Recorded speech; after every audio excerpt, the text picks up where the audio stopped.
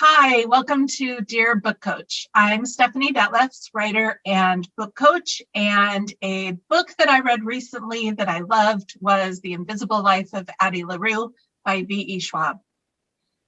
Hi, I'm Terry Thayer, book coach, book focusing professional, quilter. I recently read a book by Emma Stonex called The Lamplighters, which I loved.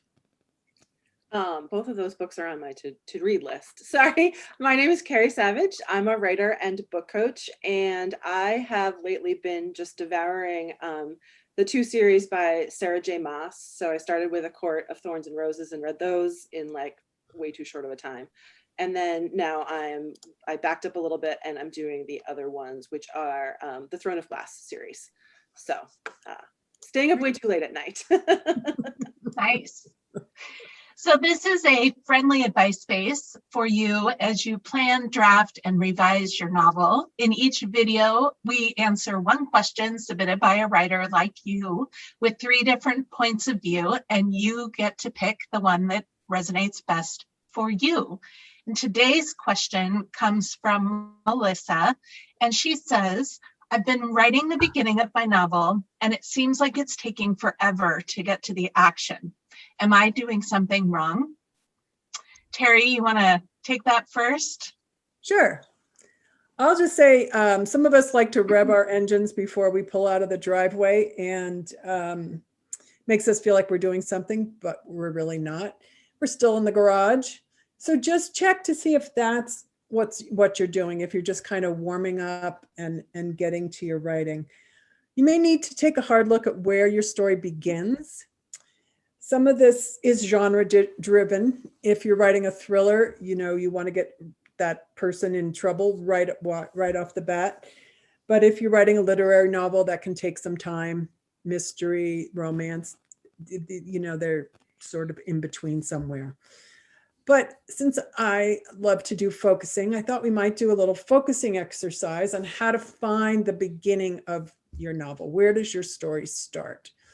So to begin with, let's just find our seat, find your body in the room, really relax into whatever's supporting you, knowing that you can rely on that support anytime. Feel your feet on the earth. And bring your attention inward and think about your protagonist and the trouble or the things that she's getting into, the story, what's happening in the story. Bring all of that to mind, checking how that feels in your body. Thinking about what writing you've done up until now and how that feels. Does that feel like a place where a reader could just open the book and be totally drawn in? And if not, thinking again about your protagonist and where their life really changes. What's that pressure point, that teeter-totter point where it's just going to all go to one side or the other. Try and get a sense of that in your body. For your protagonist, where does her story actually begin? Where is the pressure too great that she has to change her life in some big way? And just allowing that to just kind of expand. You can take this video and pause this and spend some time with it if you want. Just a good way to really get in touch with what's going on with your story. For now, we'll come back, get some advice from our other 2 coaches. Carrie?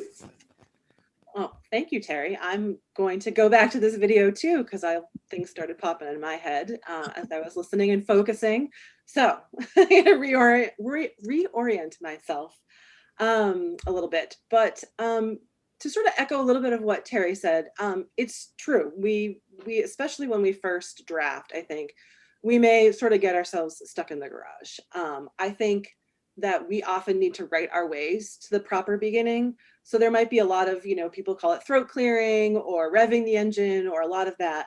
And that's, even if that doesn't make it into the final novel, even if that all that is you clearing your throat, that's work that I think needs to be done. If it was in your head, it needed to come out and you needed to get it on the page, and it may be that it informs other things. It might be that you end up tossing it. And that's okay. Don't put too much pressure on yourself to figure this out right away, like just as you're starting off. Write what you need to write.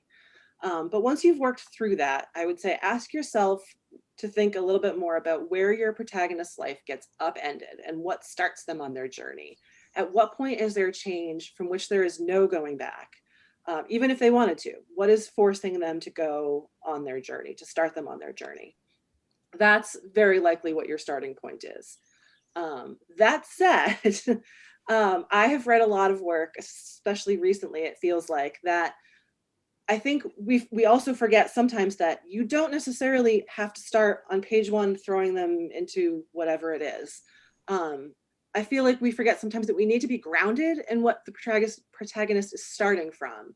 Because I've read some otherwise really good stuff, things that it was like great protagonists, really interested, really good way to get them started on their journey, but I didn't fully understand what it was, like what it meant to them to be going down this path. Because I didn't have a good sense of where they were coming from, why these things matter to them. So I think it is important too to feel like, and to remember that you need to give your reader some grounding as well. And that's where maybe, if you've written these 50 pages that are just you sort of waxing on the way you might need to, there's probably some stuff in there that needs to stay as well. It's not just tossing the whole thing. Don't pull the rug out from under them on page 1. You want to make sure that you're giving your reader enough information that they're not confused, to know, you want them to know who their protagonist is and where they're coming from before they've been totally shoved into action. So that's sort of my thoughts on that. Stephanie, what do you think? Yeah, I was thinking as both of you were talking, Melissa, this is a really common problem that writers have, where we don't start in the right place. And for maybe all the reasons that both Carrie and Terry were just saying, which is that we're just trying to get stuff out in the beginning. And sometimes it's too much backstory. Sometimes it's just setting the world, or setting the stage, as it were. So it's really a common problem. So don't beat yourself up about it. But what I was thinking as the two of you were talking is that it's a really fine line between having too much of that backstory and setting building at the beginning and too little. And so this is something, now it's not our intention with this video series to hard sell anyone on hiring a book coach. That's not what we're here for, but this is something that a book coach can be really helpful with through using a series of exercises or conversations or focusing work like Terry did, where you can really zero in on where the story needs to start. It's a really great use of a book coach, if I may say so myself.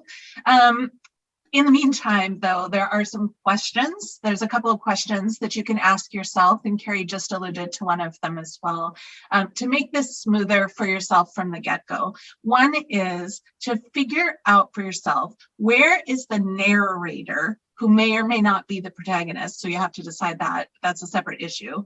Where is the narrator standing in time? Is the narrator standing in the present with the protagonist, or is the narrator ahead looking back?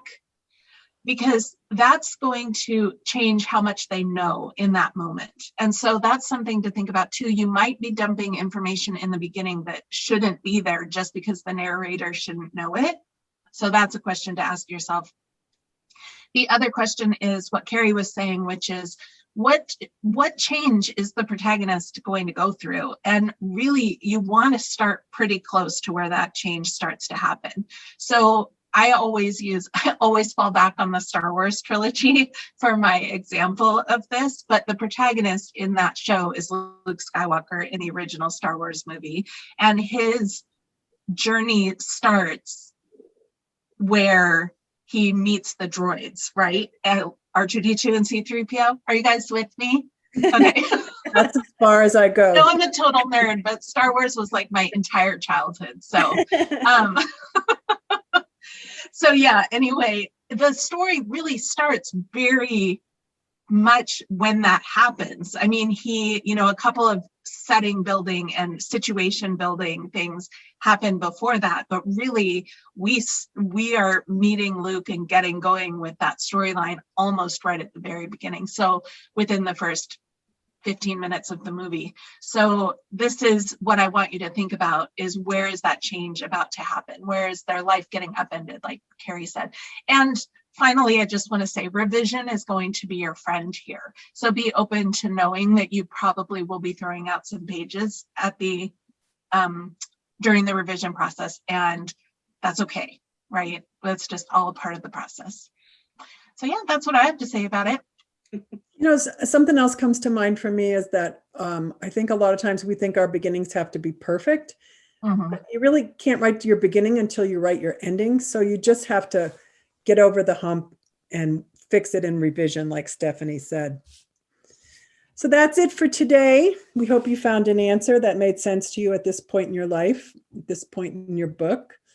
Remember, you can submit your questions at Dear Book Coach anytime. See you soon.